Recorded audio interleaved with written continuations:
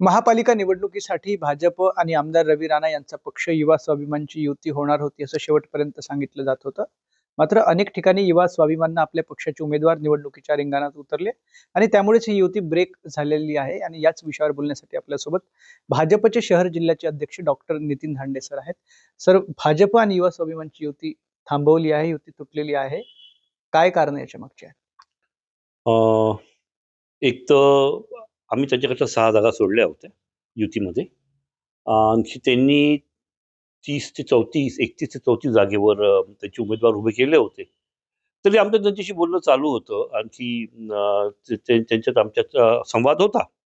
पण मग आमच्या लक्षात आलं, की आता हे संवाद आता काही अर्थ राहिला नाही. कारण की कसं आहे, हे महानगरपालिकेचं लोकल इलेक्शन असते, हे कार्यकर्त्यांचं इलेक्शन असते.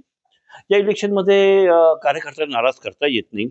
आणि कार्यकर्ता जो नाराज होतो यावेळेस तो पुष्कळ वेळ नाराजी घेऊन बसतो. तर मला वाटतं ते कारण असू शकते, की त्यांनी आपले कार्यकर्ते जे आहेत त्यांचे जे उमेदवार होते त्यांनी ते मागे नाही घेतले. मग आमच्या लक्षात आलं, की मग याला काही अर्थ नाही होत. युती अशी नसते, युती is two sided, it is from both ends. तर मग त्याच्यामुळे आम्ही आमचे 6 जे उमेदवार थांबवून ठेवले होते. तर अपक्ष उमेदवारामधून भाजपच्या विचारधाराचे जे लोक आहेत त्यांना आम्ही आमच्या पक्षामध्ये त्यांच्या डिक्लेअर केलं त्यांना, की हे आमचे उमेदवार आहेत. पक्षश्रेष्ठी असतील किंवा आमदार रवी राणा असतील यांच्या संदर्भात काही संवाद झालाय का? दोघांच्या बैठकीमध्ये काही ठरलाय का? नाही, याची मला काही माहिती नाही आहे. काही संवाद झाला, काही ठरलं हे काही आम्हाला माहीत नाही.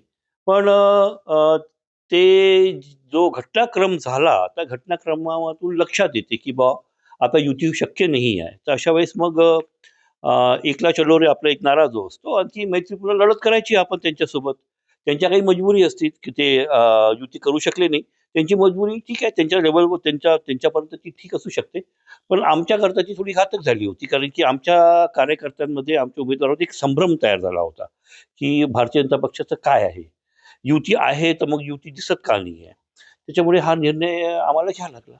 पण जर पाहिलं तर महापालिका क्षेत्रात 6 जागा भाजपनं युवा स्वाभिमान पक्षासाठी सोडल्या होत्या. मात्र अनेक ठिकाणी जे आहेत ते युवा स्वाभिमानचे उमेदवार मैदानात आहेत आणि एकूणच भाजपकडून आता युवा स्वाभिमान सोबतची युती जी आहे ती थांबवण्यात आलेली आहे आणि या संदर्भातील घोषणा स्वतः शहराध्यक्ष डॉक्टर नितीन धांडे यांनी केली आहे. आणि दुसरीकडे ज्या 6 जागा युवा स्वाभिमानसाठी ठेवल्या होत्या त्या 6 जागांवर सुद्धा भाजपनं अपक्ष उमेदवार किंवा भाजपच्या विचारधारेशी संबंधित असलेल्या उमेदवारांना पाठिंबा देण्याचा निर्णय घेतला आहे. कॅमेरा पर्सन अभिषेक सह शुभम बायस्कर, NDTV मराठी, अमरावती.